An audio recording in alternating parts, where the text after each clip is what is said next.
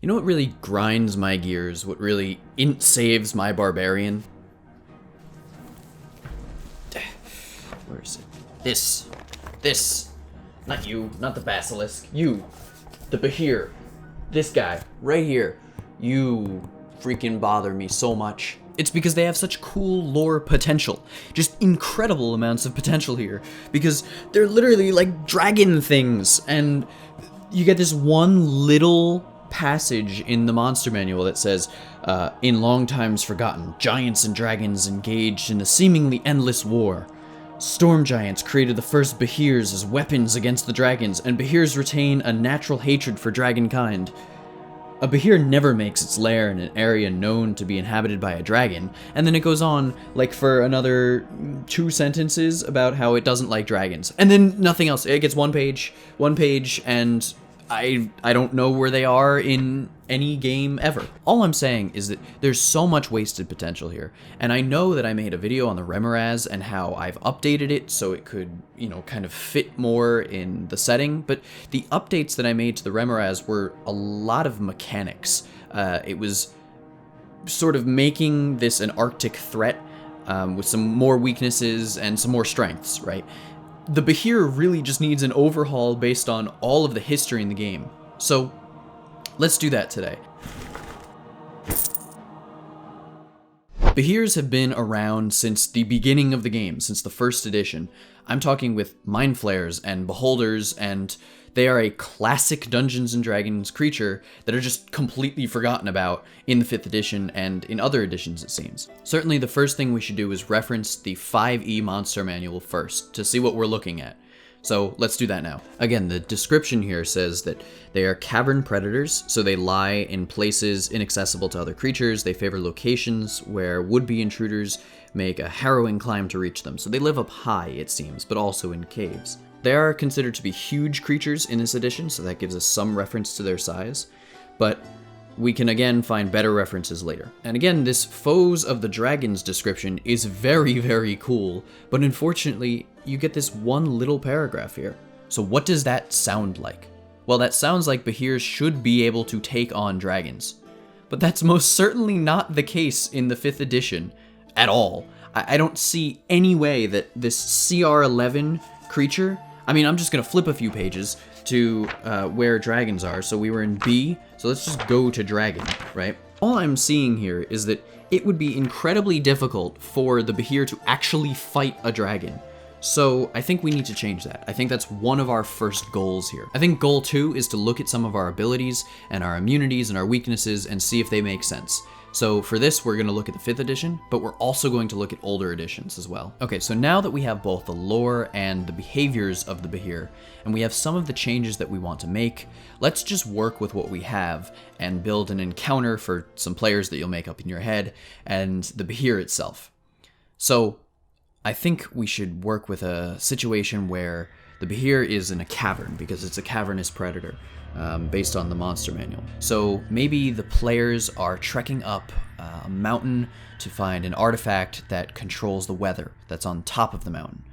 And a storm giant was in possession of that artifact, but he's been lost to time.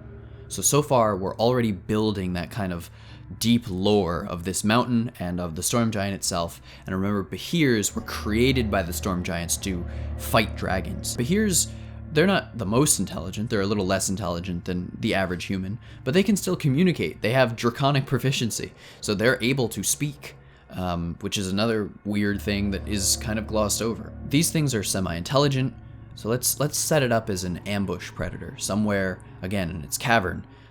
It's hungry, so it's not digesting, it's not looking to hide, and it hears the players coming. So it's going to start to hide on cavern walls, let's just say. As the players are trekking up this cavern, someone hears something. Maybe a well-timed and good perception check or something like that. So all of them get instantly quiet. Maybe the hunter starts to look for some trails or some tracks, and they see tracks all over the walls, but maybe it's multiple creatures. You see lots and lots of footprints that are very close to each other. Maybe none of the players know what a Behir is, or maybe they do. Maybe it's commonly known what Behirs are because of some lore with the storm giants in your story. So, regardless, they might get scared. These are big footprints, and something is living in this cave. Eventually, the Behir can try to sneak up behind one of them. This is a very important part of the Behir's toolkit, the fact that it has a +7 to stealth and a +6 to perception, so it knows you're coming. It can slither up behind the party member in the back and try to just swallow them whole. It wants to consume all of the party members, and it will do so without thought. But we're missing a few key traits that I think are important to making the Behir battle important.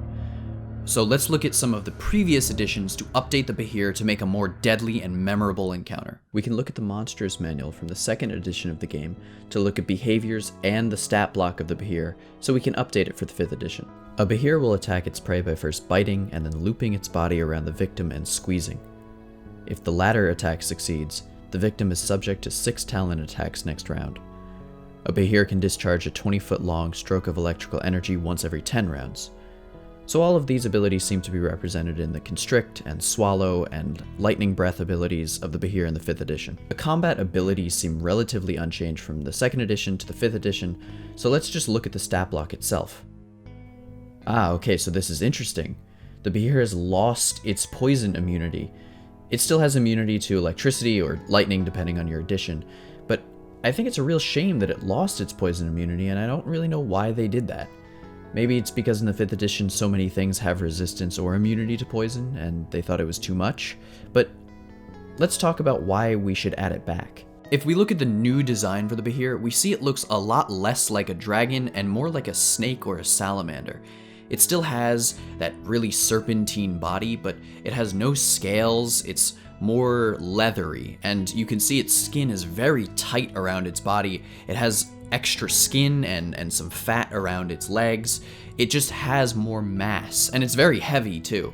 So I think that poison resistance, or poison immunity I should say, is much more important in the 5th edition than it ever was, because that fat is really protecting it from that poison. And we can see that in Dragon Magazine when the ecology of the Behir is referenced. This is from Dragon Magazine issue 156 and is a passage about fighting a Behir. Quote, "Knowing from my studies that Behir are not averse to adding carrion to their diet, I poisoned the body of a dead ox and left it for a Behir to find. However, the ploy was a failure, for no matter what poison I used, the Behir walked away unscathed. Apparently, the strength of its digestive juices somehow destroyed the poison before it could take effect. Poison missiles also had no effect, and I was at a loss to explain why until I found that the Behir has a thick layer of fat under its scales, like a pig. This explains why poison from arrows never gets into its bloodstream." That's a really cool aspect of the Behir that I think should be kept. So for the 5th edition Behir, we're going to re-add its poison immunity. Another really interesting thing that I found in Dragon Magazine issue 333 was where the electricity generation organ is located in the Behir and why that messes with their brain a little bit. Quote, "Not far from these charged structures rests a Behir's brain, large and complex enough to facilitate a Behir's sentience and capacity for speech.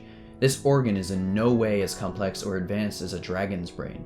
Also, perhaps due to the electrified organs nearby, Behirs are prone to violent mood swings, far-flung leaps of reasoning, and spasmodic muscle actions." That's so cool, because now you have kind of a reason for these violent outbursts in the Behir itself. It's because the biology of the Behir is kind of out of whack. So, what I would say is when you use your lightning breath, you give it kind of a frenzy action, something that's very similar to a barbarian rage. Maybe once you use your lightning attack, the brain kind of goes crazy in the Behir, and you get reckless attack. So the Behir gets advantage on 1 or 2 attacks during its turn, but then the people attacking them, the players, get advantage back on the Behir because it's attacking recklessly. I think that's a really cool dynamic thing to add to the Behir based on some of its biology. There's one more interesting thing that I found when it comes to Behir biology. It's again in this same Dragon Magazine issue 333. Behirs possess the capability to negotiate, but only do so if they believe that for some reason they can't take what they desire. Those who must frequently travel through a Behir's territory find that offering large amounts of food, such as a cow or a horse, along with a healthy amount of self-deprecating flattery, is a good way to keep a Behir from attacking. Additionally, perhaps owing to some draconic ancestry, Behirs have a fondness for treasure, coveting silver to the exclusion of all other offerings. But we know Behirs aren't using the silver or any other metals you're offering it to keep in a hoard like a dragon would. And that's often why Behirs aren't really found with hordes, because instead they're consuming that metal to produce electricity using some kind of organ, which is something that's confirmed in the older Dragon Magazine issue that we talked about before, 156. So we can confirm this by using both Dragon Magazine issues, and I'll read you the passage that talks about that organ. A large organ with an unusually high concentration of metals lies adjacent to the stomach. This organ is connected by a system of nerve structures to another smaller organ in the back of the mouth. Again, the smaller organ has a high concentration of metals. I hypothesize that an electrical current is produced in the larger gland by some as yet unknown method, then stored in the smaller gland until discharged. That's really, really cool. I love that aspect of the Behir where it just consumes metal and it wants all of that metal that it's eating from adventurers, swords and armor that it's digesting, so it can produce more electricity. So I definitely think negotiation with a Behir would include both meat, but also lots of coins, something like that. So it could be a really great way to convince a Behir not to attack you. So maybe that's another very small feature that we can add to the stat block of the Behir. When it consumes some kind of metal, let's say it swallows the sword of a player or a bunch of coins on the ground, maybe there's iron ore just sitting in the cave, it recharges its lightning breath ability. So that makes it, again, another dynamic thing. Please don't lose your sword, don't get swallowed by this thing that's going to start to dissolve your armor. All things like that recharges that electricity breath that it has. There's a final addition to the stat block that I'd like to add that's part of Dragon Magazine 156. It's in a footnote, and it talks about cold damage on the Behir. Quote, "Because of their reptilian nature, Behir become extremely sluggish when temperatures fall below the freezing point, especially if the weather is cloudy. Thus, cold-producing spells, such as Cone of Cold and Ice Storm, reduce a Behir's movement by half for 2d8 rounds." I would just import that from this old edition from Dragon Magazine into the 5th edition. I would say that anytime you use a cold spell, the Behir is reduced in its movement speed for probably 1 round. I feel like 2 to 8 rounds is very powerful, and especially because you're not doing some kind of large global colding of the entire body, you're probably just focusing on one part of this massive 40-foot creature. So yeah, that's the final addition I would add. That's concrete. There are 2 more things I want to add to the Behir stat block, but I'm on the fence about them. I'm less certain about them than the original 3 that I talked about, with the lightning breath regeneration, the frenzy ability, and that poison immunity. The first one is changing the Behir size from huge to gargantuan, because the Monsters Manual, as well as all of the Dragon magazines, reference that these things can grow to like 40 feet long and 4,000 pounds. If you think about it, I guess you could coil the Behir up into a 15-foot cube if it was 40 feet long, but at the same time, I like the idea that this thing is just crawling on the walls, like full body extended, and the ability to use its claws all over the place and attack people again in this 40-foot line. That's really cool to me, and so I think I would change it to a gargantuan creature, and maybe just rather than have a model that's a square, have a larger, longer model. Another thing that I want to do is to really emphasize that point that Behirs are able to drive off dragons. That is a big deal. So I think magically, you need to give the Behir some ability to do that, do extra damage to dragons. I don't know if I'd go as far as to make dragons, all dragons, weak to Behirs specifically, but maybe the lightning breath attack. Maybe there's something magical or really crazy, biologically going on in that organ of theirs that's generating that electricity, that all lightning attacks from the Behir are, really effective against dragons. All dragons have vulnerability to that lightning breath attack, something to make them more scary, right? And this could be something that maybe you employ on a Dragonborn player. I haven't really thought about it, but you know, if they get hit by a lightning breath attack, it could do massive amounts of damage and they feel really weak, right? There's something, they're magically susceptible to it. I think that's a really cool change. Again, it's not playtested, and you know what? It might not even need to be playtested because it works within the lore, and there aren't many times when a Behir is actually going to go up against a dragon in a campaign in the first place, so it might just be a nice little stat block change there, so I think I'll add it. So with all of the stat block stuff out of the way, let's talk about rewards you can give your players for slaying a Behir. The first one that I really want to talk about is magical ink. So whenever a wizard has to write down a spell, it comes with a cost. And that cost is associated with having to purchase ink. It even says that in the wizard rules for the 5th edition. So you can harvest the horns of the Behir to write down things like a lightning bolt spell. The talons can be crushed down into ink to write down the neutralize poison spell, which isn't a spell in the 5th edition, so I would say that's probably purified food and drink, or maybe lesser restoration. And then the heart itself can be used to write protection from poison. These are very cool. I like this a lot, using all of these parts of the monster to create spells is very, very cool. It gives me lots of ideas for wizards that might be also hunters. It gives me a reason to multiclass into ranger as a wizard, which is not a great combination, but something that's fun. It's said in previous editions that the scales can be harvested to make scale mail that's very ornate but has no special properties.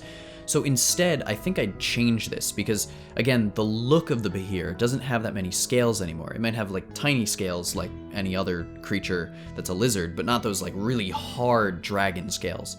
So I think I'd use leather armor instead and make it have some really cool special properties, maybe even lightning immunity, because at the point when you're fighting a Behir and then you have to skin it for its hide, go to an armorer, make them make leather armor, you're already at the point where you might not want to be wearing leather armor anymore. So that could be a trade-off. Wearing this very cool, ornate looking light blue leather armor with lightning immunity, but you have to also wear leather armor, which is kind of a drawback on your AC.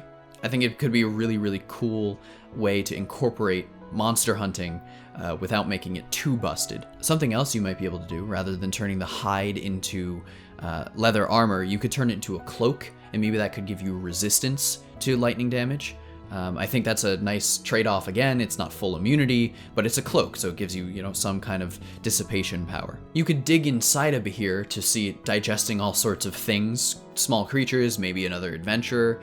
You could always pick little gems and swords off of adventures that have been digested by the Behir, although it might not be very lucrative considering it's going to be using all of the metal that the adventurers had on them to produce lightning breath, so maybe not. Another thing you might find if you're fighting a Behir in its lair, which I forgot to mention the lair, it's probably, pretty large in terms of height, all sorts of places to climb around for the Behir, but also places to hide, so while it's digesting, it's protected.